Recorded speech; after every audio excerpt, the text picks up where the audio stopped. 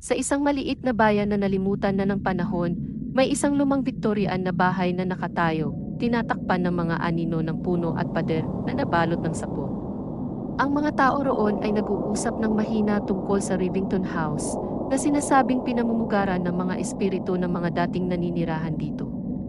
Kaunti ang nangahas na lumapit, ngunit ang mga naghahanap ng adventure mula sa kalapit na lungsod ay tinanggap itong malaking hamon. Isang malamig na gabi ng taglagas, nagpasya ang limang magkakaibigan, Claire, Tom, Mia, Jake, at Sam, na tuklasin ang kilalang bahay. Armado ng mga flashlight, kamera, at pagnanais na makuhanan ng litrato ang mga multo, nilapitan nila ang nakatagong lumang bahay. Ang bahay ay nakatayo sa harap nila, may sirang pintura, madilim na mga bintana, at isang nakababahalang itsura.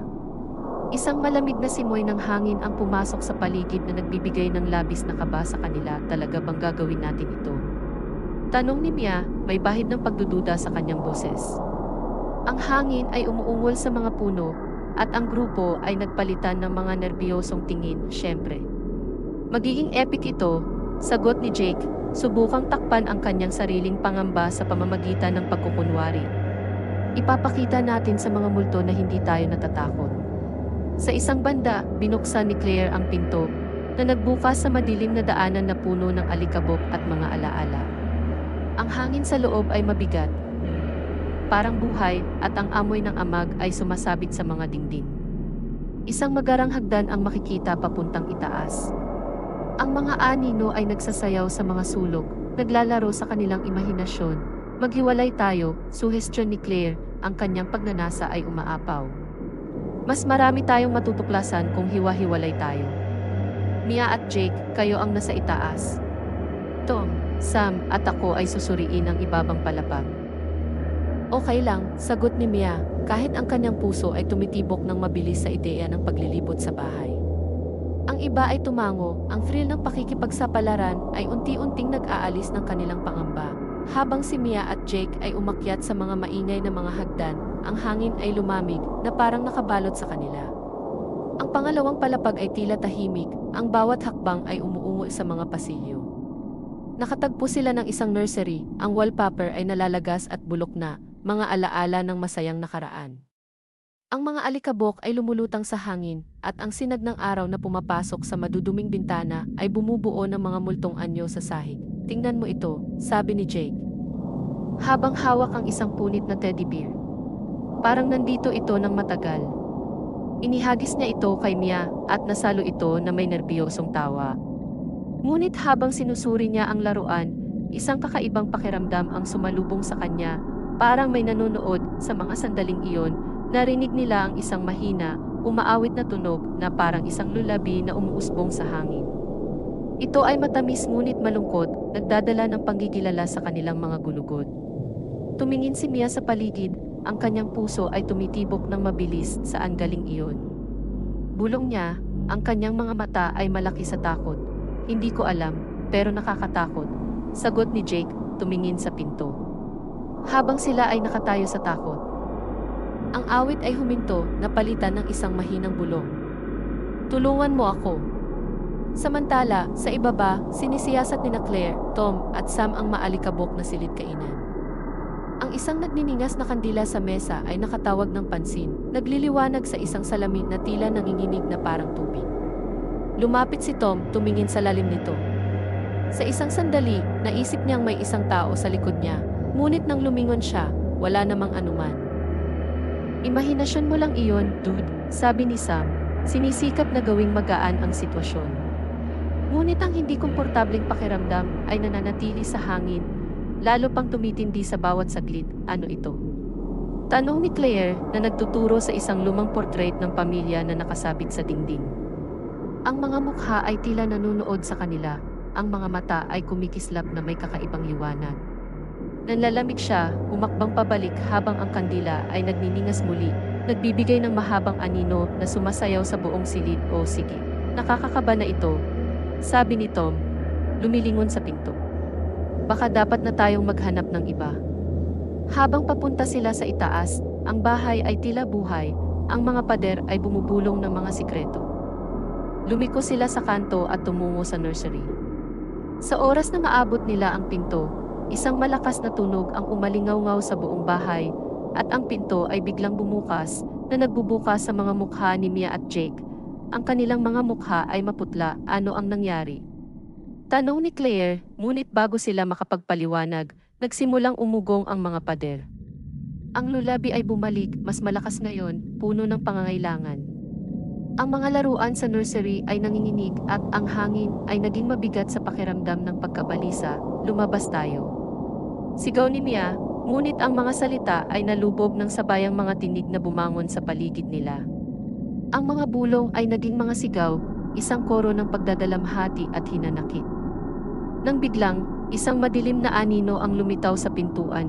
Ang mga katangian nito ay hindi matukoy ngunit ang presensya ay tiyak. Ang mga kaibigan ay nanatiling tulala, napapraning sa takot. Ang anino ay nagturo patungo sa atik at sa sandaling iyon, naintindihan nila, kailangan nilang harapin kung ano ang naroroon sa itaas. Kahit kabado, umakyat sila sa makitid na hagdan, ang hangin ay lumalakas sa bawat hakbang. Ang mga bulong ay umabot sa isang matinding tono, at habang umabot sila sa pinto ng atik, nag-atubili sila. Ang kapaligiran ay puno ng takot. Sa loob, natagpuan nila ang isang lumang baul na natatakpan ng alikabok. Ang latch ay kalawangin. Ang malamig na hangin ay humagupit sa silid at ang mga sahig ay umuugong sa ilalim nila. Nararamdaman ni Claire ang kakaibang init mula sa baul, na tila humihila sa kanya. Sa nanginginig na mga kamay, binuksan niya ito, na naghahayag ng mga liham na nakatali ng isang punit na laso, kasama ang isang magarang kwintas. Habang hawak niya ang kwintas, ang mga alaala ay bumuhos sa kanyang isipan, mga alaala ng isang pamilyang namatay dahil sa trahedya. Ang mga bulong ay naging mas malinaw, puno ng sakit at pananabik. Tulungan mo kami! Ang mga tinig ay nagmakaawa, umuukit sa buong atik, nagtipon ang mga magkakaibigan, ang hangin sa paligid ay puno ng kuryente. Napagtanto nilang ang mga espiritu ay natrap, nakakulong sa bahay ng kanilang kalungkutan. Kailangan nilang tulungan silang makahanap ng kapayapaan. Subukan nating palayain sila. Mungkahi ni Claire, ang determinasyon ay sumisikat sa kanyang mga mata. Naghawakan sila ng mga kamay, bumuo ng bilog sa paligid ng bowl, at nagsimula silang bumigkas ng isang improvisadong awit. Ibinubuhos ang kanilang lakas upang mabuksan ang bowl. Ang mga anino sa silid ay nagsimula ng umikot. Madilim at magulo. Ang mga bulong ay naging isang boses. Tulungan mo kami. Palayain mo kami. Sa bawat salitang kanilang binitiwan, ang temperatura sa atik ay bumaba at isang simoy ng hangin ang humampas sa silid. Ang bowl ay umuugong ng mabangis at ang mga ilaw ay nanginginig habang ang mga espiritu ay nagiging di mapakali. Pakisuyo, hayaan silang umalis. Sigaw ni Tom, nararamdaman ang pagbuhos ng adrenaline. Sa biglang pagkakataon, ang bowl ay biglang bumukas, naglalabas ng isang napakaliwanag na liwanag na pumuno sa atik. Ang mga anino ay umatras, umiikot sa paligid nila bago sumabog palabas sa isang kislap ng liwanag. Ang mga kaibigan ay sumilong sa kanilang mga mata. Ang mga ekspresyon ng pagkamangha at determinasyon ay nakaukit sa kanilang mga mukha. Ang hangin ay umugong ng enerhiya, at ang mga espiritu ng mga multo ay nagsimulang mawala, nagpapahiwatig ng pagpalaya ng mga nakatrap na espiritu. Ang atik ay nagbago, ipinapakita ang emosyonal na bigat ng sandaling iyon nang ang liwanag ay humina. Ang mabigat na pakiramdam ay nawala. Ang atik ay tila mas magaan at ang lamig ay nawala. Ang mga kaibigan, nananatiling takot, ay nagtinginan ng hindi makapaniwala. Nagawa nilang palayain ang mga espiritu ng Rivington House, habang maingat silang bumaba ng hagdan, ang bahay ay tila nagbago. Ang hangin ay parang naiiba, malamig at maingay pa rin, ngunit hindi na nakatatakot. Nang makalabas sila, ang araw ay sumisikat, nagbigay ng gininto ang liwanag sa dating nakakatakot na estruktura. Tumalikod sila para sa isang huling tingin, ang bahay ngayon ay parang isang anino ng kanyang dating sarili. May pahiwatig ng pasasalamat sa hangin, habang naglalakad sila palayo, ang isang pakiramdam ng kapayapaan ay bumalot sa kanila. Nakaharap nila ang isang bagay na talagang hindi pangkaraniwan at lumabas sila sa kabila ng lahat. Ang mga umuusok na bulong ay napatahimik, at alam nilang naibigay nila ang kapayapaan sa Rivington House. Maari mo bang isipin kung ano ang nangyari? Tanong ni Mia, Umiling sa hindi makapaniwala, hindi ko pa rin maisip, sagot ni Jake. Ngunit nagawa natin ito. Talagang tinulungan natin sila. Nangako silang ibahagi ang kanilang kwento. Isang paalala ng gabi na hinarap nila ang hindi alam at natagpuan ang lakas na harapin ang kanilang mga takot. Nakita nila ang katotohanan sa likod ng mga bulong ng Rivington House, na naging isang lugar ng takot sa isang gusali ng mga alaala na sa wakas ay nailigtas at habang sila ay umaalis, ang araw ay sumisikat sa kanilang likuran, ang bahay ay tahimik na nakatayo sa distansya, isang saksi sa kanilang tapang, laging nakaukit ng pagkakaibigan at lakas na nagtagumpay sa dilim sa loob ng mga dingding nito. Tapos na po. Kung interesado kayo sa mga ganitong kwento, huwag kalimutang mag-subscribe upang maging updated sa mga susunod na video. Salamat!